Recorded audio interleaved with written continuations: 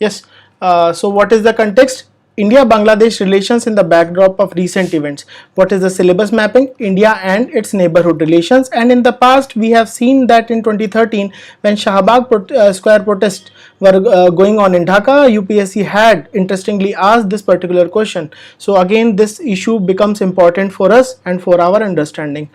Right, so let us have a brief background of what has transpired in past couple of weeks as well as past couple of years. In January 2024, Sheikh Hasina won the fourth consecutive term, and then immediately after those elections, it was alleged that there was mass scale rigging in the elections. So a seed of suspicion and doubt was sown back then, and then immediately after winning the elections, Sheikh Hasina launched a policy of reservation for in the favor of children of people who had fought the freedom struggle of Bangladesh.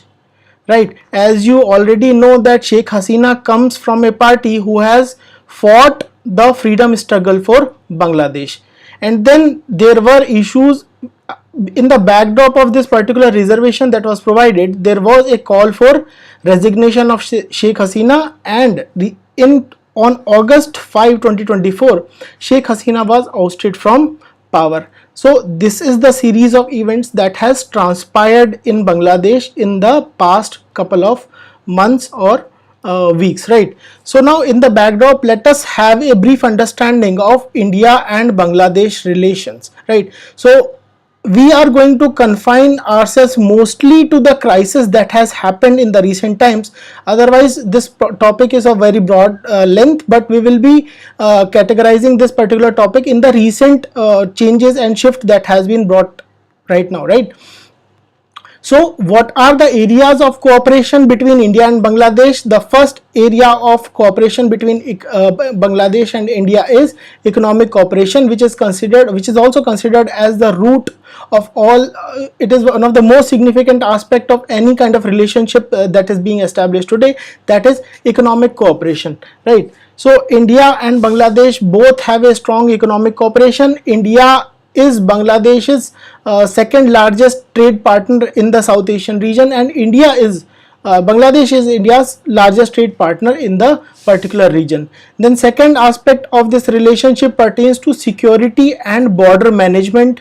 Again, there is a lot of cooperation between our security agencies, that is security agencies of India and Bangladesh, because yes, why? There is a porous border.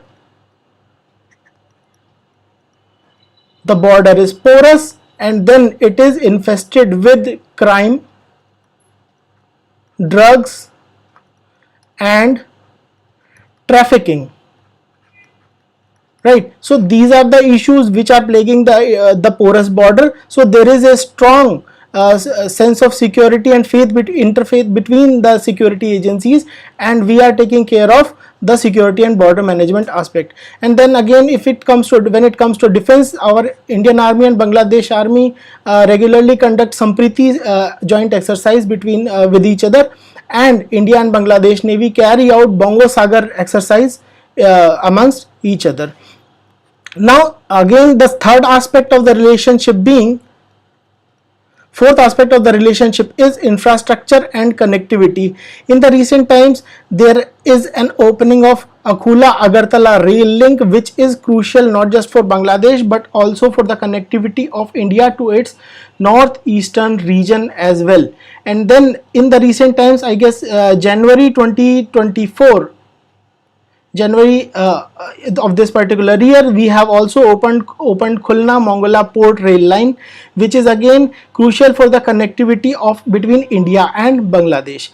Next most important cooperation is energy and cultural cooperation, right? So energy cooperation is we are establishing Maitri power plant in Bangladesh, that is an ultra mega power plant, and then Bangladesh's first nuclear power plant is being established in Rupur district of Bangladesh, and this particular plant, although being initiated with the help of Russia, but we are also providing logistical and technical support to Bangladesh in the conduct of nuclear energy, right?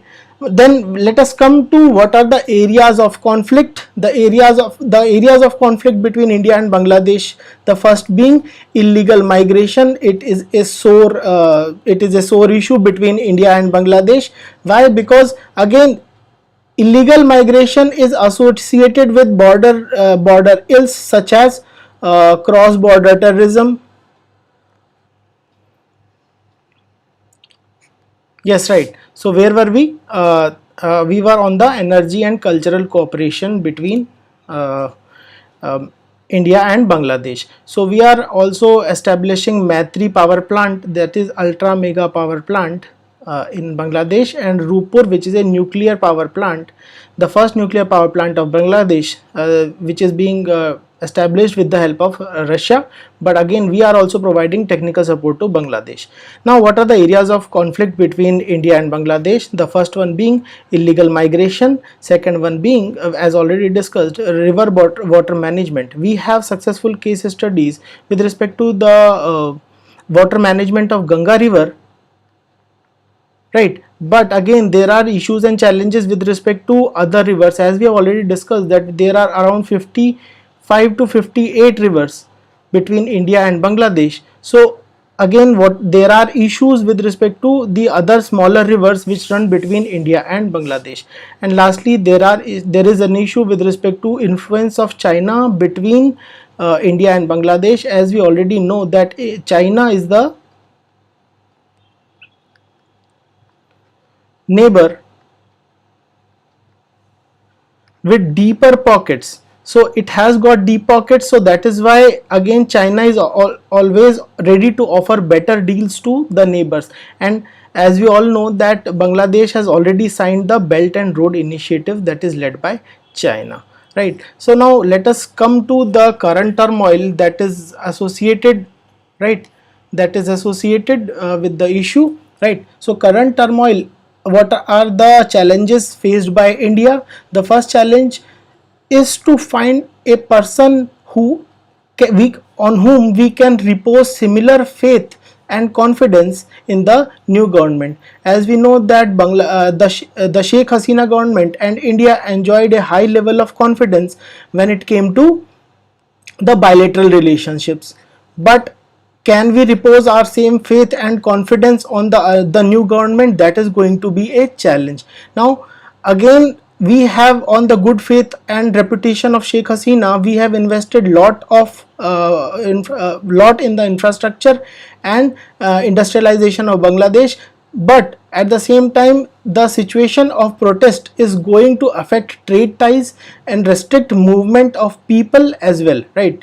Then who is going to give us a guarantee and security of investment when it comes to Bangladesh?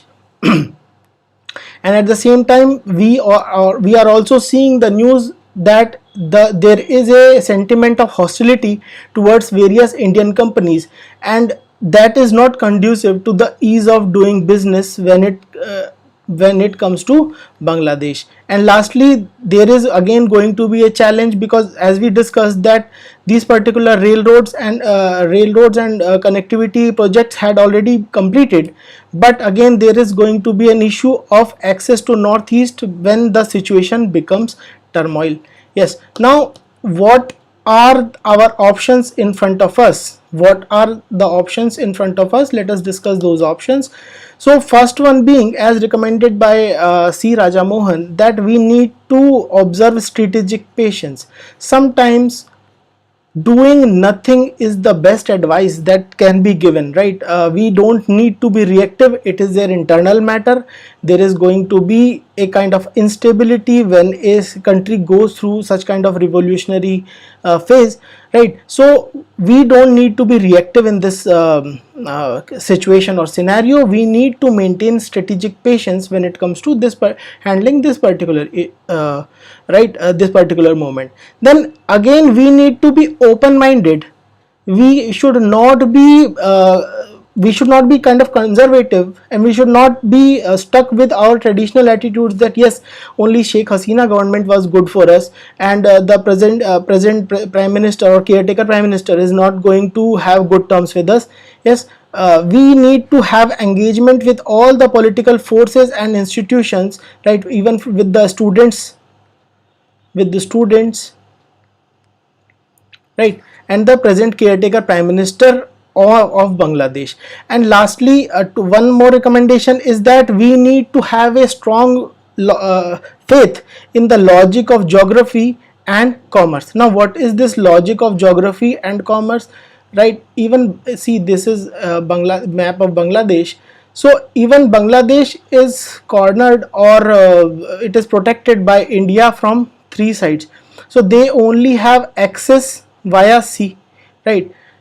So geographically, Bangladesh is also dependent on India.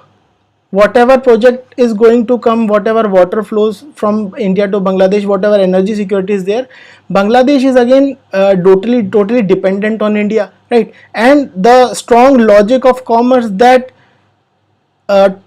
commerce becomes the base of every superstructure relationship that is established between any two countries, right? So commerce becomes the base of every kind of relationship in 21st century. So we also need to have a strong faith in the logic of geography and commerce. And lastly, the recently it is going to be, India is going to meet the Bangladeshi prime minister in the BIMSTEC meeting, right? So we need to take care and we need to take advantage of this particular forum to further sweeten our relationships as well as moving ahead. So these are the 4 recommendations or way forward as we move ahead with the with these kind of turmoil, situations of turmoil. Now we have made a practice question for you. In this context, let us read this question and you can solve this question in the later part or later, right? India will need enormous strategic patience, faith in the logic of geography, belief in centrality of commerce, and strong political commitment. See, 4 dimensions they have already given in the question paper, in the question itself, right? To transcend the partition pathologies. Now what are the partition pathologies? The opposition, usually opposition parties in Bangladesh, they are led by these kind of pathologies and resentment when it comes to India, right? Transcend the partition pathologies and building relations with a changing Bangladesh. So this you try to write it as a 15 marker question, right? Again, moving on to the second topic of the day, that is 25 years of India's nuclear doctrine. This particular news appeared on page number 10 of today's Indian Express. Now what is the context? 25 years of India's nuclear doctrine, right? What is the syllabus mapping with respect to this topic? The syllabus mapping is our GS paper 2 international relations broadly says that we need to pay observance to the international relations and various international agencies and our various doctrines. In the past, in 2013, UPSC has directly asked a question on Gujarat doctrine, right? On similar lines, they can always ask a question on India's nuclear doctrine, that is doctrine with respect to the usage of nuclear weapons by India, right? And then there can be a question, for example, in 2018 there was a question on US-Iran nuclear pact and controversy and how should India respond to this situation. So again, we cannot say that questions related to nuclear armament, nuclear disarmament and these issues are not touched by UPSC, right? There can be a question like this. Now let us first understand what are the salient features of India's nuclear doctrine, right? So the first point with respect to our India's nuclear doctrine is building and maintaining a credible minimum deterrence. We are going to discuss all these 3 words in detail, right? What is the meaning of credible? What is the meaning of minimum? What is the meaning of deterrence, right?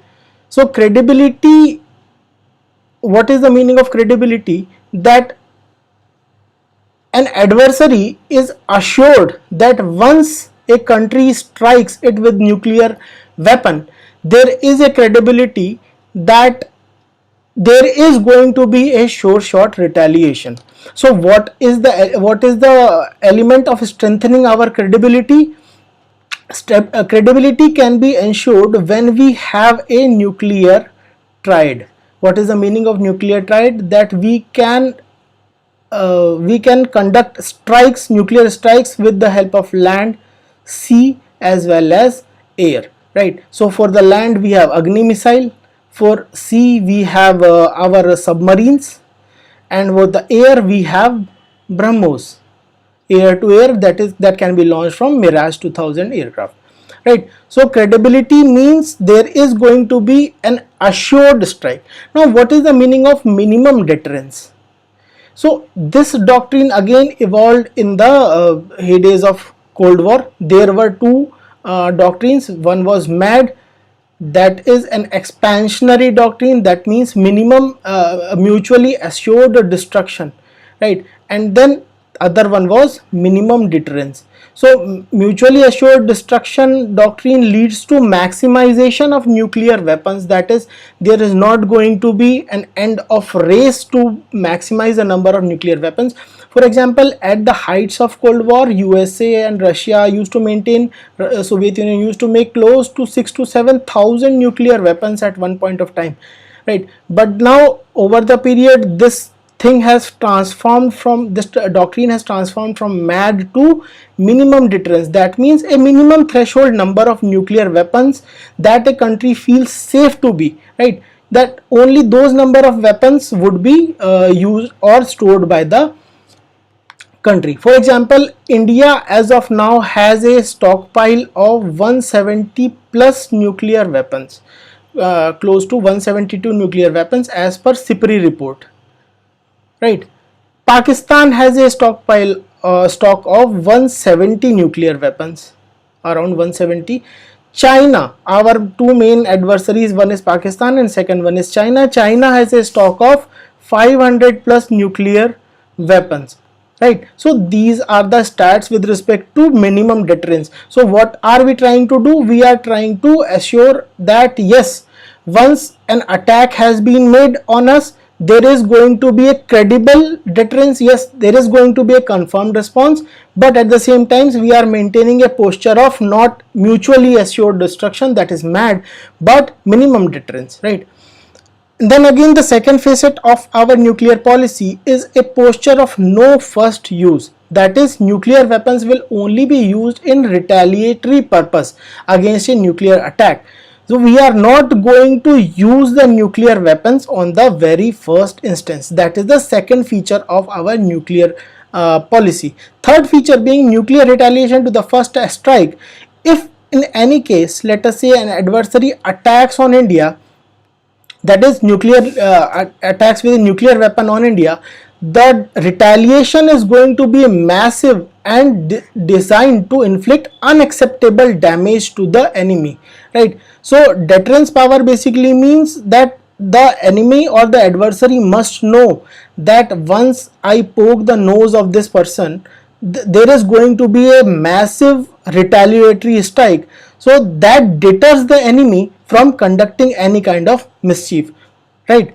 Then fourth feature of India's nuclear doctrine is that nuclear retaliatory strike, right, it can only be authorized by a civilian political leadership. In no case there is going to be authorization of strikes from a military leadership. For this purpose, we have made a nuclear command authority, right? It has got a political council which is headed by Prime Minister and a executive council that is headed by National Security Advisor. Both of these are civilian leaders, right, or part of civilian bureaucracy. So there is no involvement of military bureaucracy in the selection of targets, launch, right, not selection of targets but launch of nuclear weapons.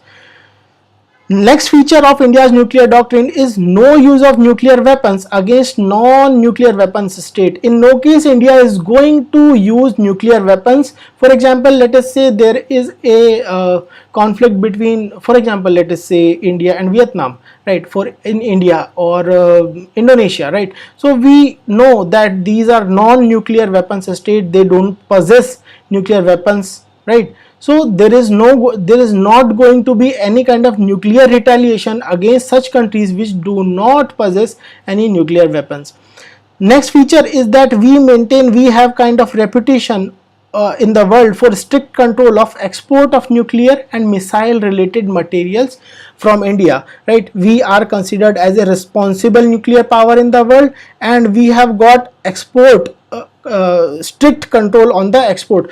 For example, Pakistan is infamous for its scientist who was labeled as that he proliferated the nuclear technology to North Korea, right? So there are no such allegations against India, and India continues to have a kind of strong reputation when it comes to no export of nuclear or missile related materials to any foreign country. And lastly, we are also committed to the goal of nuclear weapons free world through global, verifiable and non-discriminatory nuclear disarmament. Yes, we possess those nuclear weapons, but at the same time we possess those nuclear weapons with a lot of reluctance, right? So we also want to give up these nuclear weapons, but if only in the case if there is a verifiable and non-discriminatory nuclear disarmament. Verifiable as in we should be able to verify that yes, China or Pakistan has abandoned all its nuclear ambitions, right? And they should be able to then in turn be able to verify that yes, we are also not continuing with any kind of nuclear weapons program. And what does it mean by the definition of non-discriminatory? Non-discriminatory means that there should be no nuclear apartheid. Okay, there should be no nuclear apartheid. What is the meaning of nuclear apartheid? Nuclear apartheid means the countries which are designated as nuclear weapons state and non-nuclear weapons state by various treaties, that P5 countries are the only official bearers of nuclear weapons and all other countries are not legitimately owning any nuclear weapons, right? So these are the salient features. Now let us come to discuss the core of this topic. What are the advantages of no first use and what are the disadvantages of no first use policy by India, right? The first advantage is with respect to infrastructure. So nuclear weapons are not very cheap, right? Their maintenance, their security maintenance especially is very costly. So once if we have a no first use policy, we do not have to keep a large stockpile of nuclear weapons in its ready position, right? So because we know that they are going to be used only in the case of second strike in response to first use, right? So we need to, it obviates the need for expensive nuclear weapons infrastructure. Then the onus is on adversary. Does this mean that we in our heart know that we are not going to use this particular nuclear weapon in any case? For example, Pakistan, even at the condition of Balakot, right, before that Pulwama incident happened, we didn't even use nuclear weapons against Pakistan. Had it been any other country, there would have been a high scale escalation, and perhaps a non-responsible nuclear weapons state would have threatened with the nuclear weapon to any other state, right? Then third one being moral responsibility. It prevents India from shouldering any kind of moral responsibility of initiating a global nuclear war, right? So there are chances that once one country start using nuclear weapon, because after the usage of nuclear weapon in Hiroshima and Nagasaki, social constructivist theorists they gave a policy of taboos, right? So there is a taboo associated with the use, even the threatening of use of nuclear weapons, and that is why even if the US presidents wanted to use it in Vietnam War, right, but they could not use nuclear weapons in Vietnam War even when USA was heavily bleeding, right? So there is a moral responsibility on us that we should not be treated as a pariah in the international community by reinitiating a kind of nuclear war or nuclear winter in the world. Then next advantage is that we can keep our weapons disassembled. Again, we also discussed that it requires a large scale infrastructure to keep the completed or fully finalized nuclear weapons at one place. So all these hardware are kept at different places, right? So again, if we have to maintain a posture of first strike capability, we'll have to keep those weapons assembled and at one place, and it will again create a kind of situation where will become very apprehensive. There are always risks of going of this technology in the hands of various actors or so, right? So there is always risk associated with keeping weapons assembled at one place. Again, I'd like to tell you that as per CIPRI report, even though we maintain nuclear weapons in the range of 170 nuclear weapons that are in the ready state, but at the same time we have stockpiles of close to 200 more nuclear weapons that can be assembled in the times of need, right? Again, the next advantage with respect to no first use policy is that it prevents impulsive decision.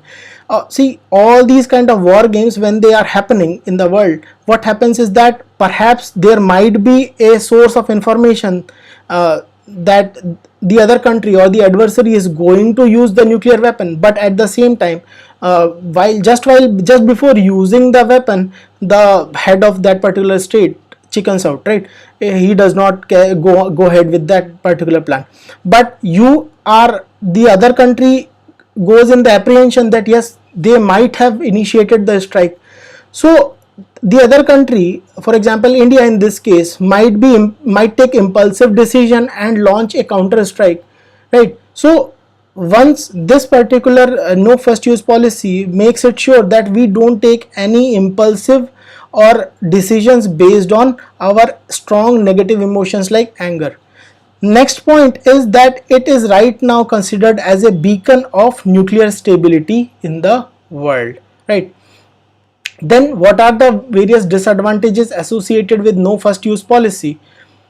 The first one being survivability and crisis management, right? So our Indian establishment, it is considered that our crisis response or crisis management is very weak. So as it was seen at the time of even Kargil war, it was seen at the time of Mumbai attack, right? Even it was seen at the time of Pulwama attack. And unfortunately, recently Uday Bhaskar, Commodore Bhaskar has remarked that even Indian security establishment was not able to predict the crisis that just happened in Bangladesh, right? So our crisis management or security apparatus associated with India is not very strong. So in this case, there are questions associated with no first use policy, that when our crisis management or response system is weak in itself, we should abandon the posture of no first use, or perhaps take that we should be at least ambiguous on this policy, that yes, we don't tell officially that there is no first use, but there can be first use, right? Next is impact on Pakistan's strategy. India's NFU reduces Pakistan's fears of India's nuclear response, potentially enabling a tactical nuclear weapon.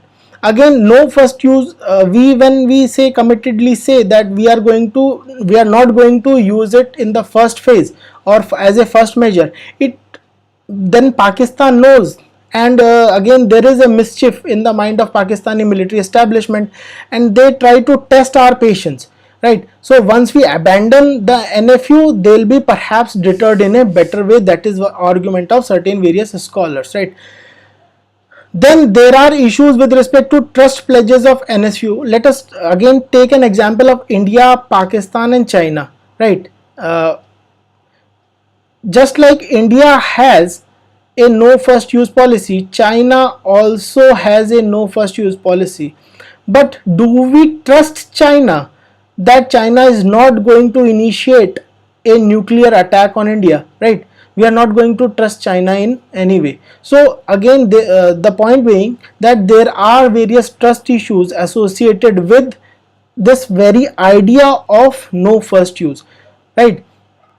Then there are arguments that deployment patterns of no first use countries and non-NFU countries are almost similar. So again, when you are having posturing and deployment patterns very similar, both the countries, both type of countries, NFU countries and non-NFU countries, when their deployment patterns, for example, Indian deployment pattern and US's deployment pattern. USA does not have a no first use policy. India has a no first use policy, but our deployment patterns, deterrence, positioning of our submarines, so on and forth, are almost similar. Then why are we taking a official stand of no first use, right? So the purpose of weapon itself is that enemy or adversary should be very much deterred.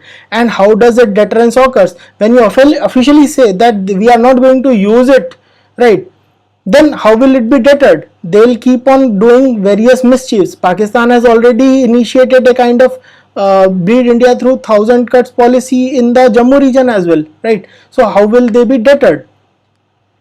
Then next is perception of responsibility. It undermines India's decision making autonomy regarding nuclear weapons use. Again, this is the argument of certain scholars that it undermines India's decision making autonomy. Once you officially have an official stance that yes, we are not going to use these weapons as a measure of first strike, right? So we are already declaring that yes, we are not going to use it. So what is the purpose of those nuclear weapons, right? This is argued by certain scholars. Now let us see certain scholarly views. The first view that comes from is from the originator of this particular doctrine, Sri K. Subramaniam, right? He is father of our current EAM. He is the father of our current EAM, S. Jaishankar. He is the architect of nuclear doctrine, right?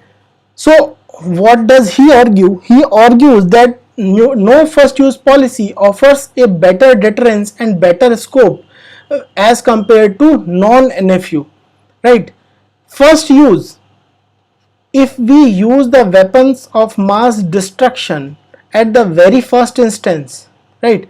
First problem with this is that we become trigger happy, and then no person of rationality would like to be remembered as a biggest evil, right? So again, the problem with this particular revising this doctrine is that it is argued that first use is no deterrence at all, and the purpose of these WMDs post Cold War has transformed into a weapon of, not from a weapon of mass destruction to weapon of mass deterrence, right? So the purpose of these weapons, at least for a civilized world, is considered to be a weapon of deterrence and not destruction. Now let us read the views of Harappan, right? So what he smartly argues is that if we have a kind of posturing with respect to Pakistan and we deplete our weapons on Pakistan itself, right, we are going to, in that case of warfare, if we are going to have a war with China as well, right, so we are not having sufficient weapons against China. So in this case again, we need to focus on better strengthening of triad and increasing the number of weapons. That is the scholarly view of Harappan, right? Again, what does Arvind Gupta argues? Arvind Gupta argues that NFU, the principle of NFU has got India a kind of reputation, right? It has gained India a reputation of responsible nuclear state, right? So because of this NFU, we are considered as a de facto nuclear power, with, and we have also in the past got concessions like Wassenaar and Australia group. So had we, if we had other certain other doctrine, for example we had a doctrine of ambiguity like Israel, right, or some other doctrine of first use itself, right, so we wouldn't have got those concessions like Wassenaar and Australia group. Now let us come and see what are the way forward that are associated. What can be the way forward, as we are already completing 25 years of this particular doctrine. Now first suggestion is continuous assessment of our capabilities, both which are qualitative as well as quantitative. Qualitative capability means increasing the triad. Again, we have already experimented with nuclear powered and nuclear armed submarines, but again there is a need, because in comparison to China our number of submarines operated by Indian Navy is very less, right, and quantitative as in increasing the number of weapons itself and the deployment. Then we need to focus on accuracy and AI to neutralize, we need to develop accuracy and use AI to neutralize any kind of attack that happen on India. We need to focus on development of those technologies which could possibly neutralize the attacks that happen on India, right. Again, the second suggestion or way forward is that we dispense with NFU. One school of thought is that we dispense with no first use policy, that we are, yes, we don't have any no first use policy, but at the same time we don't declare first use policy. So this kind of policy is used by Israel, right. So Israel like policy that yes, we are abandoning our no first use, but at the same time we are not declaring that we are going to have a first use. So kind of strategic ambiguity we are going to maintain over here. Then the third suggestion is shift from NFU to hard counterforce doctrine, but not counter value doctrine. Again, these are two new terms that have emerged in the lexicon of international relations. Let us understand these two terms. Counterforce doctrine, CFD, I am writing it for short for CFD, is counterforce doctrine, and counter value doctrine. So counterforce doctrine means we can use nuclear weapons on military targets in the first instance only, and counter value doctrine is we can use nuclear weapons on the civilian targets as well in the first strike itself, right. So we don't have any animosity with the civilian population of obviously Pakistan, right. So we have a problem with the military establishment of Pakistan, or at least they perceive us as an existential threat, right. So what is suggested over here by scholars like Vipin Narang is that we move from no first use to hard counterforce doctrine.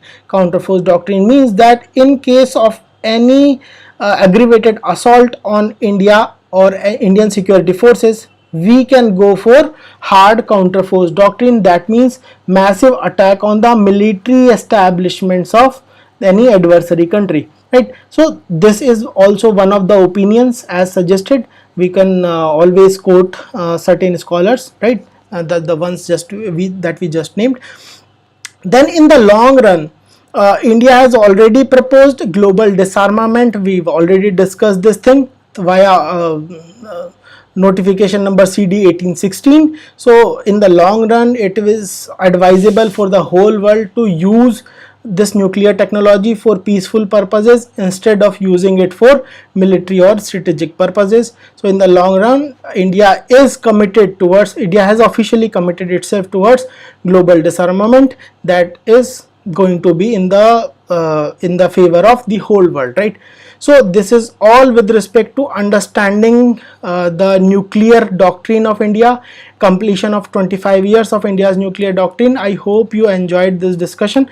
Now let us try to solve a mains question based on the things that we just learned. Discuss the key features of India's nuclear doctrine. What would you do in this part of the question? You will first try to define India's nuclear doctrine. Then you will write the features, because this is directly asking what are the features of nuclear doctrine, second part of the question. Next you move on to the next part of the question. In light of emerging security challenges, right? So perhaps you would mention what are the changing dynamics of security challenges that India and the neighborhood is right now facing. Critically analyze whether there is a need to revise this doctrine or to better address India's strategic interest.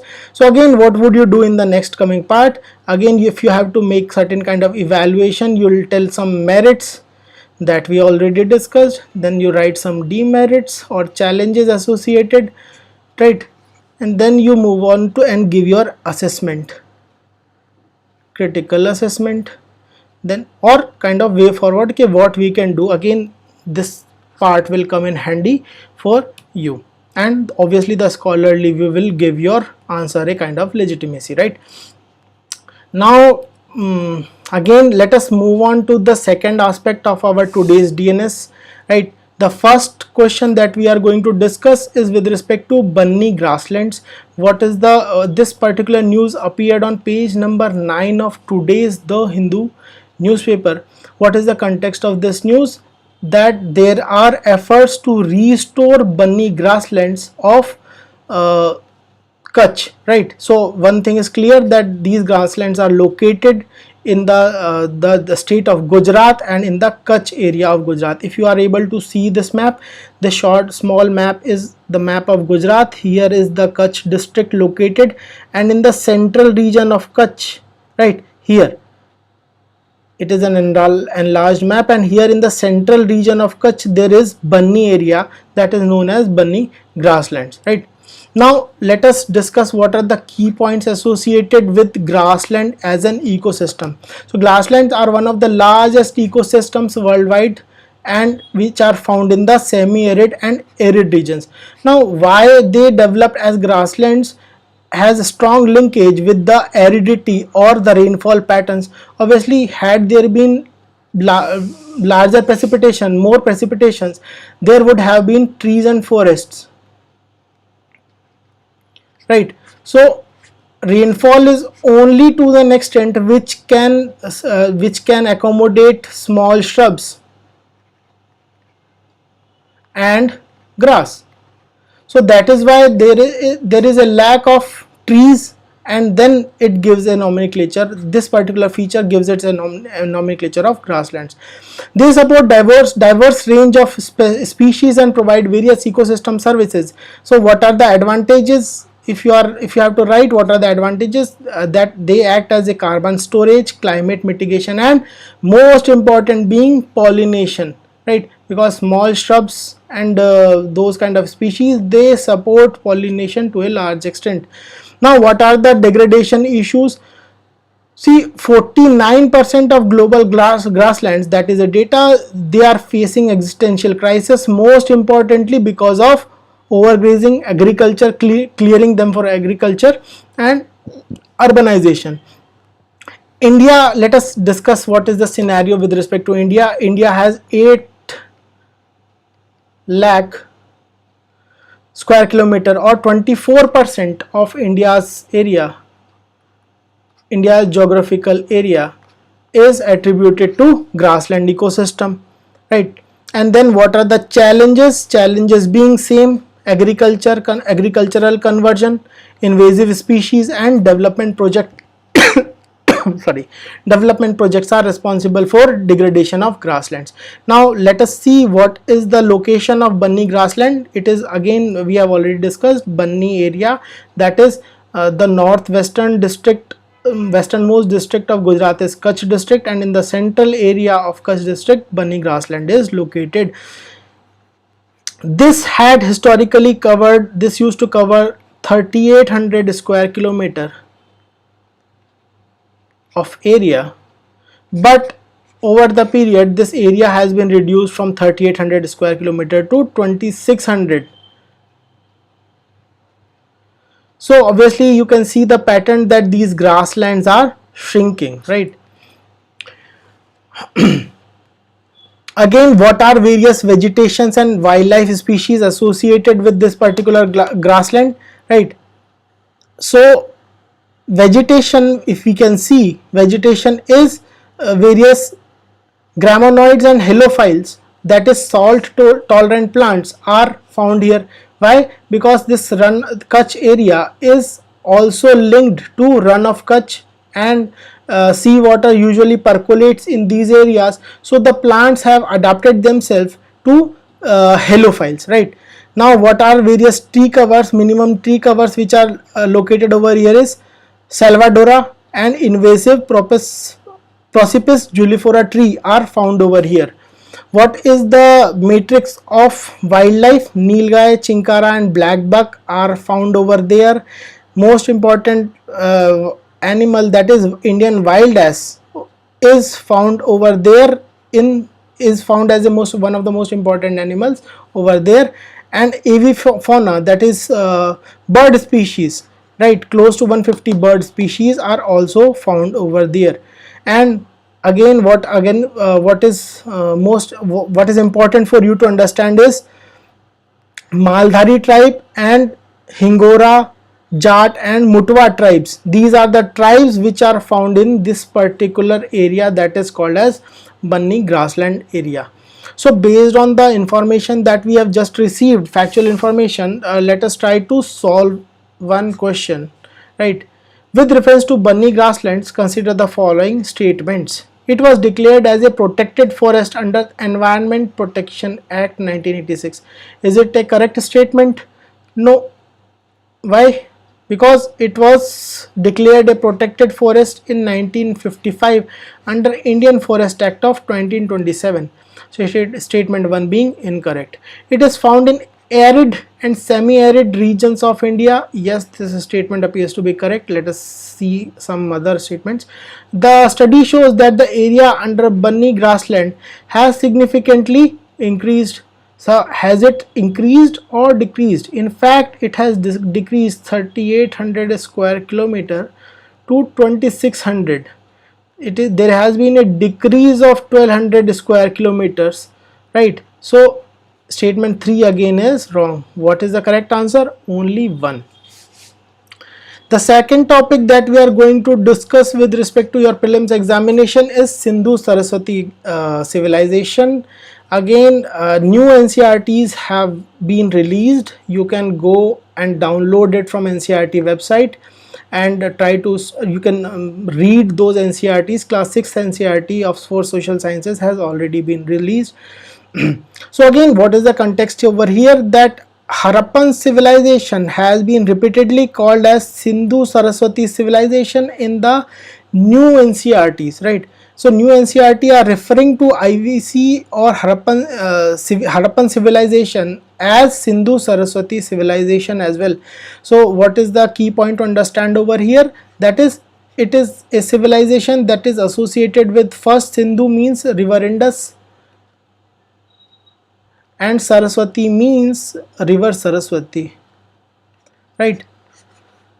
So instead of just calling it Indus Valley civilization, we are calling it Indus, that is Sindhu, and Saraswati civilization, right? So the controversy is not important for us.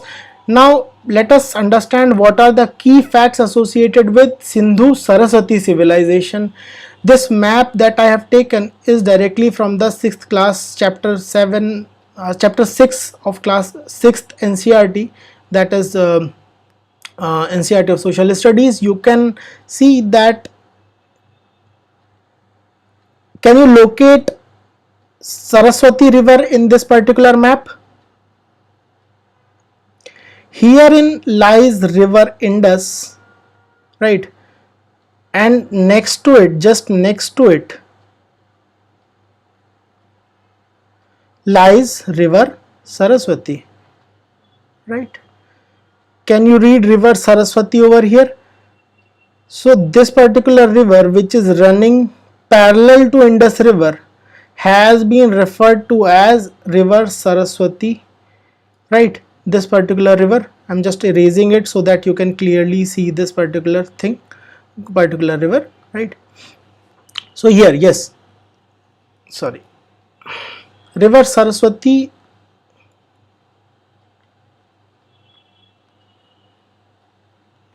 What are the key facts? The updated textbook highlights river Saraswati, the significance of river Saraswati as beginning of Indian civilization, right? So they are referring, the historians are now referring the Harappan civilization as Indo-Saraswati river civilization or Sindhu-Sarasvati civilization, right? It describes how Saraswati basin, which includes major sites like Rakhigadi and Ganrewala, right? Where is Rakhigadi? Let us try to locate Rakhigadi in this. Here is Ganveriwala and here is Rakhigadi, right? So these two prominent sites which have recently been, there is a lot of studies going on in these sites. So Saraswati, they are located in the river Saraswati basin, and now in past it used to be called as Saraswati river because it is one of the lost rivers. We cannot see or establish its presence. So they are referring to it that it is presently called as Ghaggar river or Hakra river in Pakistan, and now because of climate change and the capturing of the basin of river Saraswati, it has just become a seasonal river and it has been referred to as a seasonal river in the new textbook, right? So now what were the causes of decline of Harappan civilization as mentioned in the new book? The first one being climate change, and one of the reasons and valid theories which were given in the old NCRTs as well, the theories were that these sites were declined, these sites, the life in these sites declined because of first climate change and change in the course of river. So they have maintained that theory, and that they say that drying up of Saraswati river in its central basin, right? The river Saraswati dried in its central basin, and consequently the later part or the later part of the channel also faced water crisis, and ultimately abandonment of Kalibangan and Banavali sites happened because of this particular thing. So now with this, let us try to have a recollection of various sites associated with Indus Valley civilization, and correspondingly we will see on which river bank those sites are located. So factually speaking, Harappa is located on the bank of Ravi river in Punjab, and similarly Mohenjo-daro, you try to locate these particular sites in the corresponding map as well. This is Harappa. Mohenjo-daro is located on Indus river in Punjab, that is Pakistan. Where is Mohenjo-daro? Here it is, right? Second is Chaundaro, third is Chaundaro, right? Where is it located? Try to locate Chaundaro on the map. It is again, it is located on the bank of Indus river in Sindh. And the fourth one being Lothal. Where is Lothal located? Lothal is located in India, that is on the banks of Bhogwa river near Gulf of Cambay or Khambat, right? Here it is Lothal. The other locations are, other important locations are Kalibangan. Where is it located? Kalibangan is located on the banks of Ghaggar river. Here again we are calling it as, we are now calling it as river Saraswati, right? Again, next is Dholavira site. It is located on the bank of Luni river in the Kutch district of Gujarat. Here it is located, you can see in the map Dholavira river, right? Seventh site is Surkotara, that is located on Sabarmati and Bhogwa rivers in Gujarat, right? Here it is Surkotara, right? Located on the bank of Sabarmati and Bhogwa rivers. And last is, eighth is Banavali, that is located on the bank of Saraswati river in Haryana. So similarly Banavali and Kalibangan, as we have already seen that here also we read Kalibangan and Banavali were located on the banks of which river? Saraswati river. And because of drying up of upper reaches of Saraswati river, these sites were subsequently abandoned, right? So this is the last site over here, last one of the important sites on the banks of Saraswati river. Now let us discuss certain questions. In the past 2019, which of the following is not a Harappan site? So the answer was C, Sohagpur. Now let us solve this practice MCQ for your prelims examination. Consider the following pairs with reference to Indus Valley civilization. Important site and associated rivers. So Surkatada is associated with which river? Sabarmati and Bhogwa rivers, right? So statement matching one is incorrect. Kalibangan is on Ghaggar river. So is Kalibangan on river Ghaggar? No. Yes, this is on Ghaggar river. So statement 2 is correct. And Lothal is on Luni river. No, Lothal is not on Luni river. Lothal is located on the banks of Bhogwa river, right? So statement 3 is again incorrect. How many statements are correct? Only one statement is correct. Last topic for today is the recent changes in European Union forest rules. Now what is the context? European Union has come out with a regulation to check the consumption and export of EU of certain commodities associated with deforestation and forest degradation. So basically what does it mean is that, let us say India is exporting certain products. For example, we are exporting honey, right, to European Union country. So now after the updated regulations, what will happen is that they will first ensure that if this product of honey that is being exported from India to EU, if it has caused any kind of deforestation or forest degradation, then these products would not be allowed to be exported to the European countries, right? So they have come up with these kind of certain rules. Now what are going to be its various implications? Let us study in the upcoming slides. Now what are the rules? We have already discussed that any products that cause forest degradation would not be allowed to be sold in European Union, right? So this is going to be the deal from December 2024, 4-5 months from now, right? What are the objectives behind it? So the objective is to avoid those products and countries which contribute to deforestation and forest degradation. Then they estimate that by using this strategy, they will be able to reduce carbon emissions, right? For example, if a certain country, for example, let us say you take the country Indonesia, right? Indonesia clears its evergreen forests to plant palm oil trees, and that palm oil tree is used for production of palm oil, and that is later on being exported to European Union. So ultimately it is causing a global deforestation and forest degradation.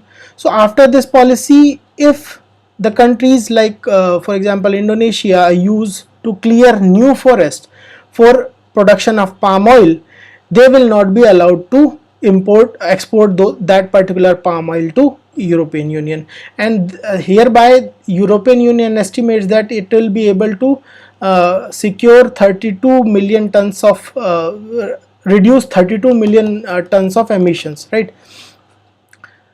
Then another objective is that it will address all deforestation driven by agricultural expansion. So it is also estimated that in the countries of South and Southeast Asia, agricultural expansion is coming at the cost of reduction of pristine forest, evergreen forest. So it will, at least it will give a sign that no more evergreen forest would be cut to increase agriculture, right? So what can we call as the scope of this particular decision? That it will impact industries such as palm oil. We already discussed the example of palm oil leading to massive deforestation in the evergreen forests of Indonesia and Malaysia. Then soy, coffee, cocoa, wood, rubber and cattle. Again, what is the implication of cocoa over here? Similar practice of clearing of evergreen forest and cocoa plantation is carried out in South America, Colombia, Brazil, right, so on and forth. Now what is the deadline? All this is factual information. From December 30, 2024, companies must ensure that the commodity they trade is deforestation free, right? Now what is the definition of deforestation free? That is a thing to learn. Product must be produced on land that has not been subjected to deforestation after 31st December 2020. So this is one of the cutoff dates, that before